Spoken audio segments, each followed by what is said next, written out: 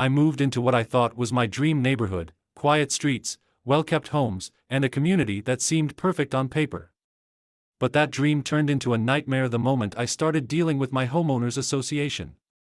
At first, it was just minor complaints: an email about my trash cans being visible for too long, a letter warning me that my lawn needed to be trimmed exactly 2.5 inches. I brushed those off, thinking it was just part of the HOA's job. But then, one day, I woke up to find my car missing.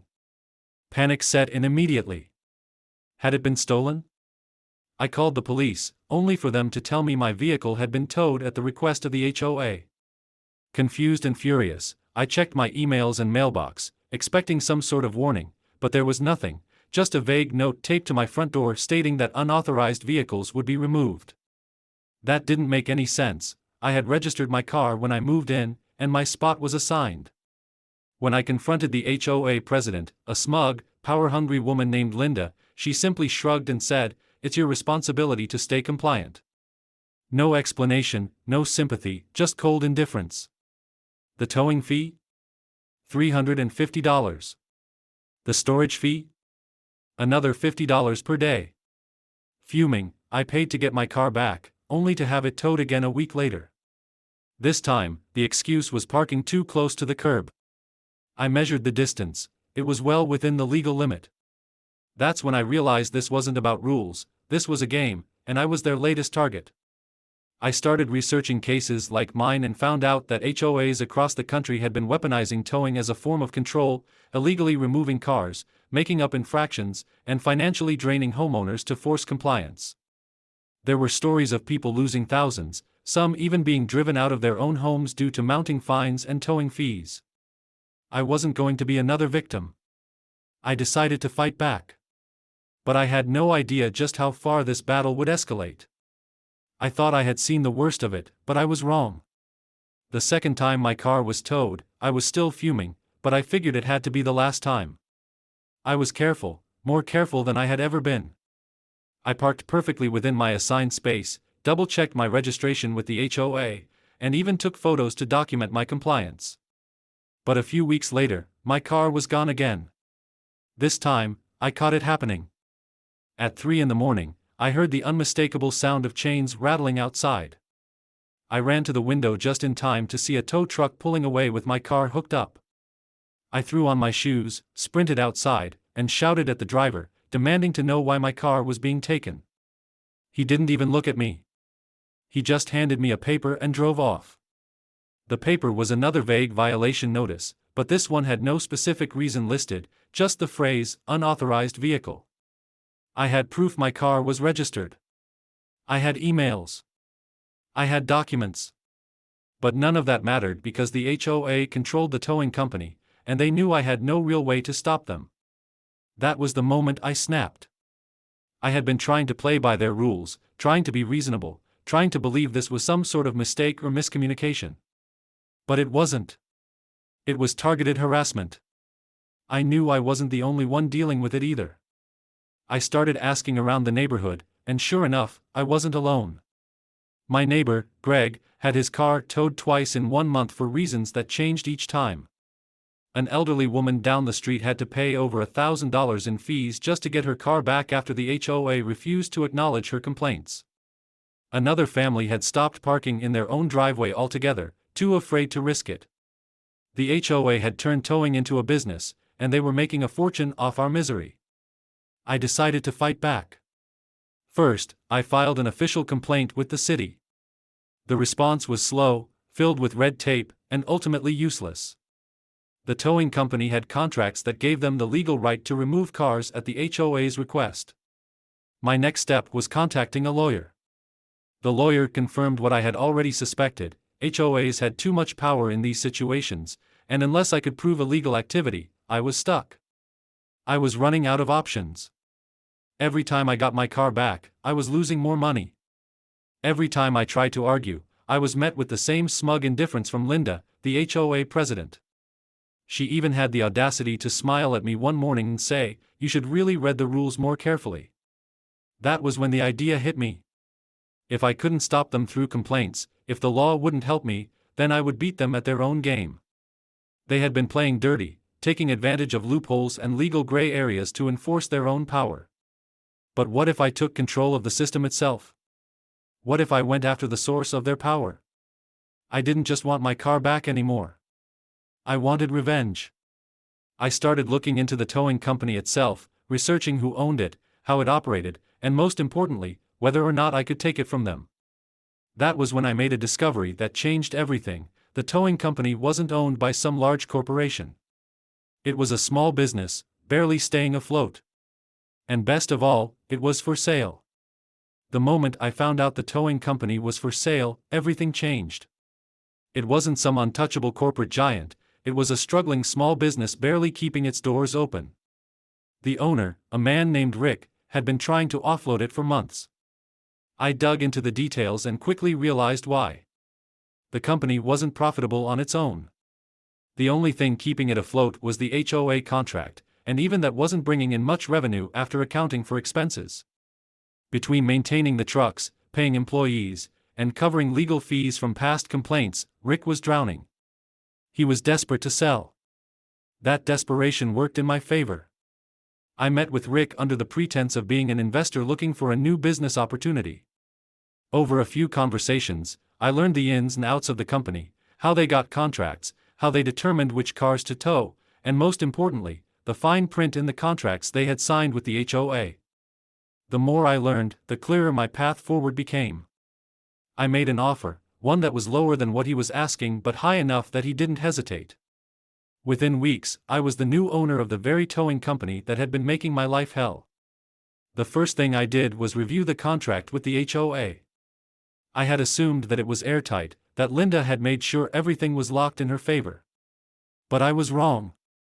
Buried deep in the fine print was a clause that allowed the towing company to terminate the contract with 30 days' notice. No penalties. No obligations. Nothing the HOA could do about it. Linda had been so comfortable in her power that she hadn't even bothered to secure a long-term agreement. She thought she owned the system. She thought she was untouchable. That was her biggest mistake. I didn't just terminate the contract, I rewrote the entire towing policy for the neighborhood. Effective immediately, towing would only be done under extreme circumstances, and only with explicit approval from the property owner. No more arbitrary removals. No more vague violations. If the HOA wanted to tow a car, they had to go through me. The fallout was immediate. The HOA held an emergency meeting, furious that their power had been stripped away overnight. Linda called me, her voice dripping with barely contained rage, demanding to know what I had done. I kept my response short: read the rules more carefully. Then I went one step further. I sent out a letter to every homeowner in the community, explaining exactly what had been happening. I laid out the predatory towing scheme, the excessive fees, the fabricated violations, and most importantly, how much money the HOA had been making off its residents. People were furious. They had been suffering in silence, thinking they had no choice but to accept it. Now they knew the truth, and they wanted blood. Linda tried to fight back. She threatened legal action. She tried to intimidate me, sending letters filled with legal jargon meant to scare me into compliance. But there was nothing she could do. The HOA had no legal grounds to force my company into a contract. Their primary tool of control had been ripped out of their hands, and now, for the first time, they were the ones scrambling. But I wasn't done yet. Owning the towing company wasn't just about stopping the HOA from abusing their power, it was about flipping the script entirely. Linda and the rest of the board had spent years terrorizing homeowners, using the threat of fines, penalties, and towing to keep people in line. Now, I had a chance to give them a taste of their own medicine. The first move was simple. I reviewed the HOA's own parking violations. It turned out that, despite their obsession with enforcing rules on everyone else, the board members themselves weren't exactly following them. Linda had 3 vehicles, none of which were properly registered with the HOA. One of them was even parked in a fire lane. Another board member, a man named Jeff, had a boat parked in his driveway, something explicitly against the HOA's own guidelines. For years, they had been making up rules for others while ignoring the ones that applied to them. So I did what they had been doing to the rest of us. At dawn, I sent out my tow trucks. By noon, Linda's car was gone. Jeff's boat was gone. Every single board member who had been bending the rules suddenly found themselves dealing with the exact same nightmare they had inflicted on the rest of us. Their calls flooded my office. Linda demanded that her car be released immediately. I told her the same thing she had told me every time mine had been taken: you should really read the rules more carefully.